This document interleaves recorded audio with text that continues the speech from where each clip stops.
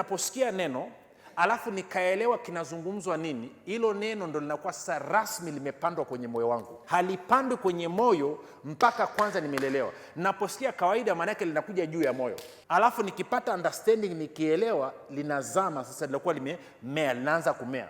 Na ndio maana mara nyingi nasema ufalme wa Mungu ni kama mtu alichukua chembe ya haradali akaenda akapanda.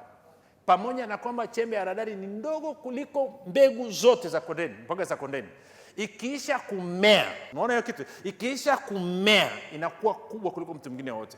Kwa hiyo shida ni kwamba watu tunasikia hivi vitu, alafu hatujaruhusu hilo tunalolisikia likaleta uelewa ndani ya mioyo yetu. Wakati mwingine tunagoma kupokea neno, tunagoma kulielewa, kwa sababu tukiangalia mazingira yanazungumza tofauti kabisa na kile ambacho neno linasema, na sisi tunataka uthibitisho wa milango mitano ya fahamu kabla kwanza tujapokea lile neno. Na Biblia iendi hivyo. Biblia inasema unaamini kwanza ndio unaona udhihirisho. Lazima uruhusu hilo ulilolisikia libadilishe mtazamo. Si lazima uruhusu likubadilishe. Jamani wapendwa katika Bwana, wengine mnakosea, mnadhania kwamba ujasiri ni mpaka upate matokeo. Sikiliza, mimi nimeanza kuwa na ujasiri na neno la Mungu kabla sijapata matokeo.